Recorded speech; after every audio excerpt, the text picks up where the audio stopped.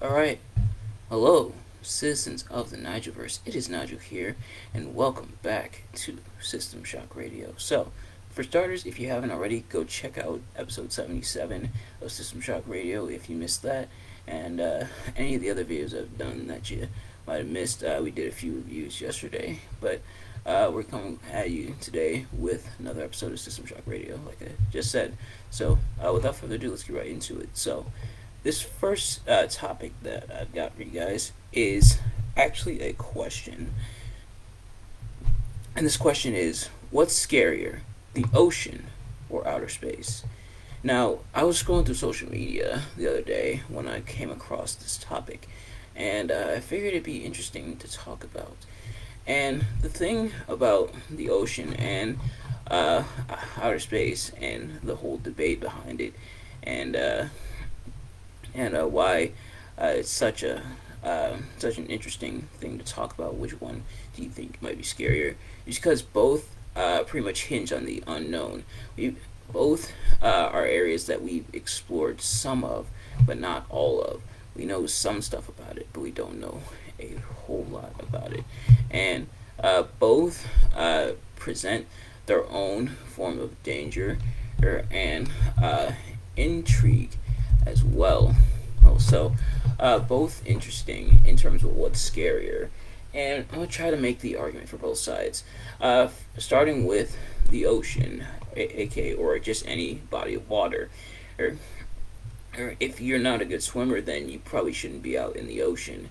And there's all kinds of plant life underneath within the water, I should say, and some animal life as well. Sea creatures such as sharks and starfish, and possibly other poisonous, deadly creatures underneath the sea. So, venturing into the ocean may be scary in that regards, and the fact that the further you go deep into the ocean, the more pressure builds up to where it can kill you, and that's why we barely scratch the surface when it comes to going way deep down into the ocean, because we can't survive down there. And yeah, so pretty interesting in that regards. But meanwhile, outer space, we know about obviously our solar system and everything, but there's still so much of outer space that's still unknown, and still a whole lot that we're discovering, and that we've seen when it comes to outer space. Discovering new planets, new moons, new things out there in space. We've even discovered a black hole, and some scientists have said they've even found like an alternate dimension where time flows backwards. I think that was reported on, I believe, a couple of years ago. But both vast and interesting, and and when it comes to both, why are they scary? You may ask. I think it's more so not because we know what's out there, or although that may possibly be scary, but mostly because we don't know what's out there. So if we were to venture out there, which both requires a lot of time and a lot of resources to go out there, obviously, and explore, or a good amount out there, or not just like scratching the surface, but to plunge deeper, or we don't know quite what we're going to find. And I think that scares us. We're afraid of what we don't quite know. If it's something we can't comprehend, then we probably are going to be more afraid of it. But maybe that's just me. So let me know in the comments below, what do you think is scarier, the ocean or outer space? Next thing I want to talk about here is some very, very good news, and this was announced a few days ago. Is that this year at Survivor Series, we are getting 2 War Games matches. Triple H, you have done it again. For those of you who have never heard of War Games, you may be thinking, Nigel, what is War Games? What's that all about? Or War Games, as William Regal so eloquently called it. He always said it with so much passion, which I think is why a lot of people loved when he said it. But pretty much how War Games essentially works is that you have 2 teams, or at least with the revival of it down in NXT, you had 3 teams, but they switched to the 2-team format, which honestly I prefer the 2-team format because there's 2 rings and 2 cages. So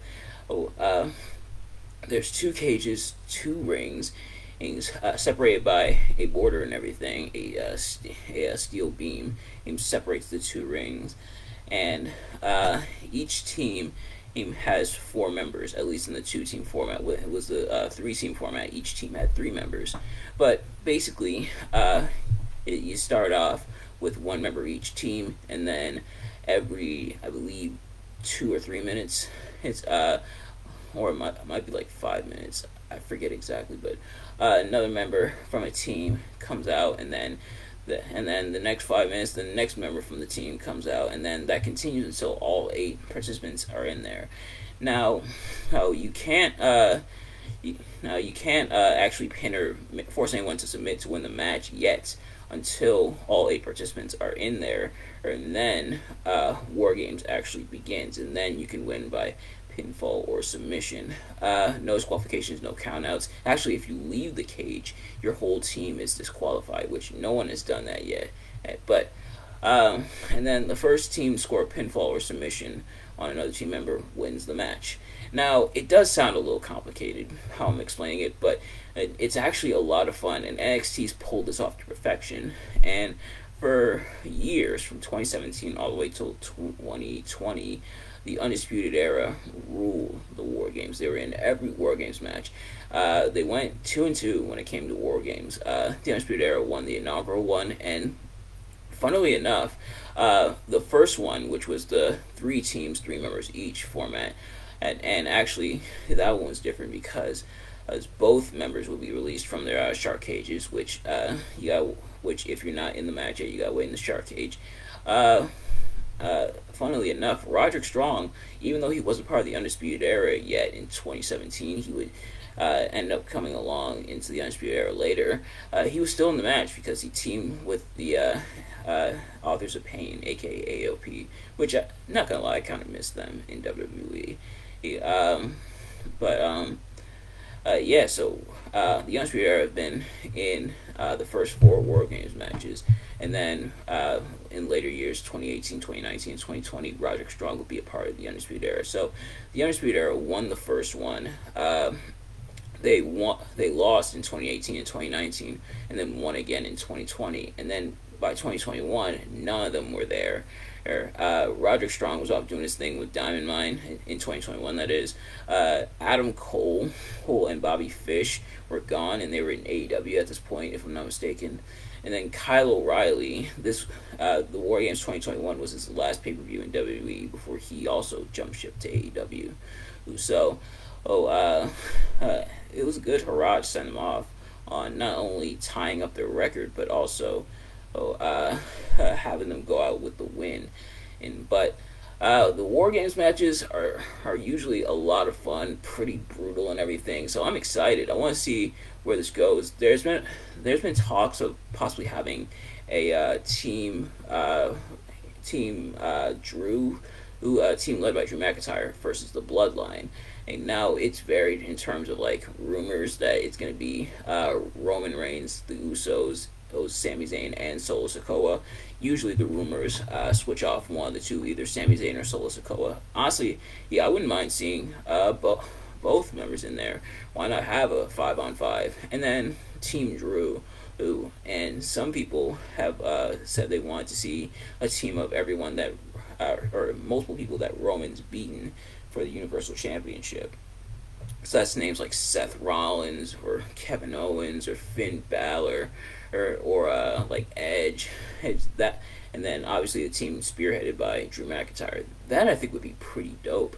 Hope to see a full on like 5-on-5 War Games, Roman Reigns and his bloodline, his family and everything, versus multiple people that he's beaten in his time as Universal Champion, which there's a lot.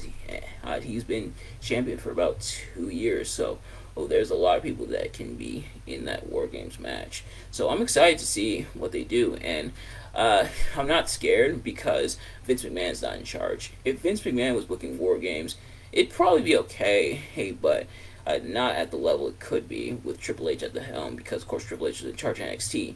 But now that Triple H is here, and that's honestly probably why we're getting War Games in the first place, I don't know if Vince would let War Games happen on his watch. but Triple H definitely bringing War Games to Survivor Series. Apparently, they're abandoning the whole brand warfare thing for the Survivor Series, which I am a little sad to see it go, but I'm still very hyped for this year, or can't wait to see how War Games does at Survivor Series. And and I want to see some absolute carnage, and hopefully we get that carnage in War Games. Hopefully it's not like a sterile War Games where there's no like action or no brutality. No, I want to see them go insane. And honestly, some people said it would have been a perfect time to have War Games a couple of years ago in 2019 when NXT he got involved in the War Game, not in the War Games, in the Survivor Series. So, having like a team at NXT, Team Raw, Team SmackDown in War Games, I think would have went back to that 3 team format, but I don't think I would have minded it that much. And but we still got a great War Games that year. I believe that was the first women's War Game that year in 2019. Plus, we got that awesome moment where Kevin Owens showed up at and helped out Team Champa at War Games against the Undisputed Era. And then, like 24 hours later, a lot of them were supposed to be at Survivor Series. They competed at Survivor Series and War Games the night before, or including the entire Undisputed Era. So all the props in the world to them and for that. But nevertheless, next topic I want to talk about is that last Thursday, or I should say Thursday before, not this past Thursday we just had, but the one before it, I went to the Rock and Roll Hall of Fame Museum in Cleveland, Ohio. Now, I kind of did want this to be its own video, but I figured I'd talk about it here. But it was a very interesting experience, and I went with my dad because we both absolutely love music, and a lot of my family does love music, but we like really love music and like rock music and hip hop and rap and stuff like that. So we went to the Rock and Roll Hall of Fame Museum, and it was a wonderful time. And one thing that definitely stuck out to me was seeing all the history there. There was stuff like a lot of the props or like gear that was used by the musicians on stage right there on display in the frame, or there was like newspapers or ticket stubs from the time regarding that artist, and a lot of the singers and everything had their own exhibits. There was a Beatles exhibit. There was one devoted to like rock and roll's origin and its origins within the black community. There was stuff dedicated to like hip hop and everything, and rap and stuff like that. So seeing all this stuff, all this history within the Rock and Roll Hall of Fame was really cool, and seeing how there was multiple levels as well. There was an area where you could learn how to play guitar and everything, and they actually showed you what strings and everything to press, which I kind of knew already because I do have a guitar, but I haven't played it in a while, so I was a little bit rusty. But seeing like all the chords and stuff that you can hit was pretty cool, and they also had a drum set. They had more props in like an upper area and everything, and they had a list of like all the inductees in the Rock and Roll Hall of Fame. And this year we got names like Eminem and like Pat Benatar are going in, and Lionel Richie. So pretty stacked Hall of Fame this year as well. But they had all the previous names and everything alongside most, if not all, of their signatures. And you could even nominate some people to potentially be considered for the Rock and Roll Hall of Fame. And there was names that people nominated, and it showed a list of nominees, but there was names like Selena and the Wu-Tang Clan and Weird Al Yankovic. So yeah, so really awesome experience, and I'm glad I got to go. And I'm glad I was able to experience it in my lifetime. So thanks to my dad. Shout out to him for taking me to the Rock and Roll Hall of Fame, because it was definitely an awesome time, and seeing all like the history and everything in there was really cool. And seeing the stuff that was like donated from a lot of the musicians or the estates of the musicians was also pretty cool. There was some stuff we didn't really see, and some singers and artists who didn't really get a whole lot of time to shine in the Hall of Fame. They got kind of a small exhibit, but other than that, it was still a really cool experience. But next thing I want to talk about is what other AEW talent will go to WWE, if any. And I kind of got my answer after I wrote these topics, which these topics I wrote up a few days ago. Oh, but it looks like we kind of got our answer because Malachi Black, it was believed, wanted to go to WWE, which is why he really wanted out of AEW. But looks like that may or may not be the case. But Malachi Black has been released from AEW at this point, but it's a conditional release where he's not allowed to sign with WWE. And Malachi Black has said that he wants to take some time off, which came from his mouth, so I'll believe him, of course. But we also got some other names that potentially wanted to go. There was a rumor that Buddy Matthews, aka Buddy Murphy, he might have wanted to go. Looks like the one for Miro has been debunked. Miro said he didn't want to return. Andrade El Idolo has been a name thrown around. And then there's Bobby Fish, which speaking of the Undisputed Era, Bobby Fish apparently tried to talk Kyle O'Reilly and Adam Cole into heading over from AEW to WWE, which no, that's a big no. And the thing about Bobby Fish is he said he's willing to go to bat for Triple H, all about Triple H, and definitely wanted to go back to WWE. And Bobby was one of the people that didn't choose to leave WWE. He actually got released, but said he wanted to go to bat for WWE. So that's problems with CM Punk and everything. So apparently he tried to convince Kyle O'Reilly and Adam Cole to go. They obviously said no, and even Adam Cole and Swerve Strickland told management about Bobby Fish, and then they said that maybe one of the reasons why he ended up getting released, which I get it, but that is pretty unfortunate. And at least at the time of this recording, Bobby Fish is apparently now in Impact Wrestling. But yeah, so it looks like we may see some talent trying to jump ship from AEW to WWE. And I kind of saw this coming, and I think, if I'm not mistaken, I asked the question over on the Nightiverse pages on social media, which you have already, go follow those. We have a Facebook, Twitter, and Instagram. I asked whether or not we'd see more AEW talent jump ship to WWE. Yeah, I think this was like right after Cody Rhodes' return at WrestleMania to WWE. So I kind of figured we may have people jumping ship, but jumping ship from one company to another is nothing new in the wrestling world. It's been happening for years, all the way back to the 90s and even in the 80s in some regards. But jumping ship happened a lot of times in the 90s, 2000s, stuff like that. It's always been a part of the wrestling business, such as like Ric Flair going to WWE, or the Radicals going to WWE, or Kevin Nash and Scott Hall going to WCW, or Steve Austin going from WCW to ECW, then to WWE. So jumping ship happens a lot, and I guess it's nothing new nowadays. But some have asked, will there be like a mass exodus? Will there be a lot of people leaving AEW to go to WWE now that Triple H is in charge and everything? My answer to that is probably not, but we'll see. And the last thing I want to talk about with you guys here is commitment. Now, what's the textbook definition of commitment? Because I always try to look up the textbook definition, and what we have here is the state or quality of being dedicated to a cause, activity, etc., or an engagement or obligation that restricts freedom of action. I believe I talked about loyalty on here as well on a System Shock Radio, and those two, if I haven't already, I guess I'll talk about it here, because loyalty and commitment kind of go hand in hand.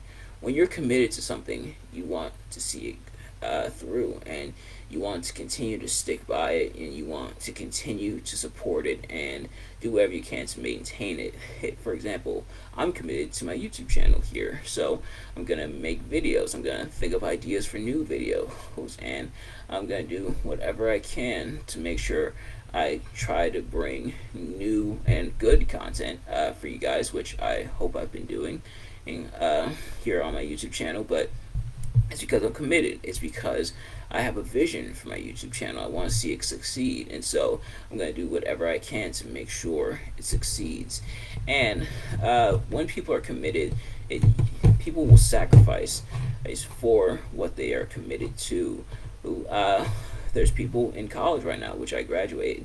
It's sometimes I had to sacrifice sleep. I had to sacrifice some of my free time. I even had to sacrifice going to work some days so I can get my assignments done. But that's because I was committed to my work, or my schoolwork, that is, because I wanted to get it done and because I wanted to see it through. So, commitment, and when used right, is a very powerful tool, and it'll allow you to get things done, and it will allow you to want to be able to get things done. And it's not always going to be easy. In fact, it usually isn't. But because you're committed to it, you are going to make sure that it gets done. But that's going to do it for this episode of System Shock Radio. Thank you all so much for watching. I hope you enjoyed. If you did, please like the video, comment below your reaction to anything I talked about. Subscribe if you haven't already. Turn on bell notifications so you know every time I upload a video, so you can see it as soon as it drops. And follow my other links to my social medias. I have the link tree in my YouTube description, I believe. If not, I will add it there. And share it with your friends. But thank you all so much for watching, and I will see you guys later. Peace.